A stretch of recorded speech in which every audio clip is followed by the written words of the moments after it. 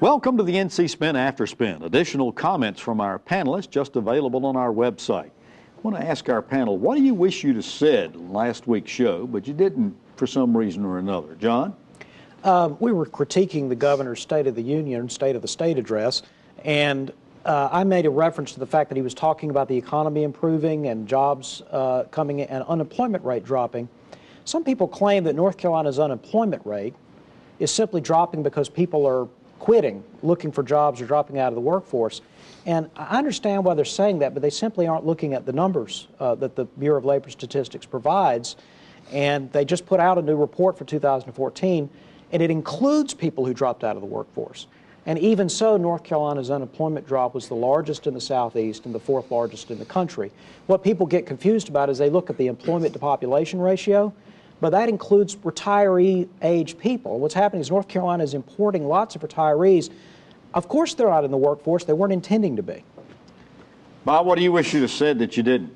Well, when we were talking about the class action lawsuit involving UNC and the NCAA, John made an observation about athletes being admitted to universities that weren't academically prepared, and I think that's a hugely important issue and a really sad part of the problem, that you bring primarily these young men and women who academically, under the best of circumstances, would struggle at elite universities. But we bring them in, we work them 30, 40, 50 hours a week, but we've got to keep them eligible somehow academically, and that's how this academic fraud and fluff courses get perpetuated in order to feed the system. And it's realistically, it's almost an impossibility. Yeah, it is, and it's totally unfair to the young man or woman who's there and purportedly expected to compete with the average student at UNC, and yet, you know, they had 850 on their SATs, they had a low grade point average, their reading levels down, and we're not engulfing them with academic assistance. We're instead working them 40, 50 hours a week to make the millions for the system. What do you wish you'd have said, Dennis Wicker? When we were talking about the governor's State of the State speech, he mentioned about the bonds that would help upgrade the state buildings and the capital needs of our buildings in state government. And what I wish I'd have said is that, you know, I noticed that newly elected Speaker Tim Moore, set up a subcommittee for capital, for appropriations on capital.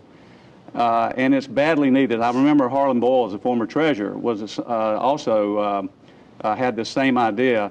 And also it applies to our parks and things that we need to have done in terms of upgrades there.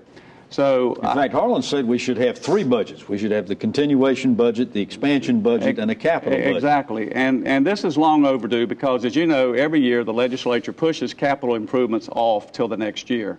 Now it's time to pay the piper, and I'm glad to see Speaker Moore do this.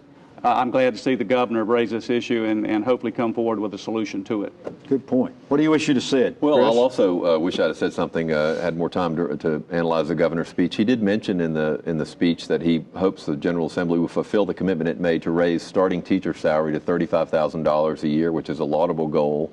But I think there are a significant number of veteran teachers who, even though a lot of teachers did get a significant pay raise last year, there's some, 15-year, 16-year teachers, maybe the best in their school, who got a 0.2 or a 1% raise, who thought, I think, and were led to believe that would be revisited and they would receive additional compensation. He touched on it just briefly. No, he just talked about the opening. He only referenced starting teacher pay at $35,000 a year. And interestingly, Representative Nelson Dollar said recently he doesn't know if there'll be money to do anything for veteran teachers. They're going to focus on that $35,000 figure. There's going to be some very unhappy veteran teachers if they don't do something to give them some sort of significant raise, the folks who didn't get much last year.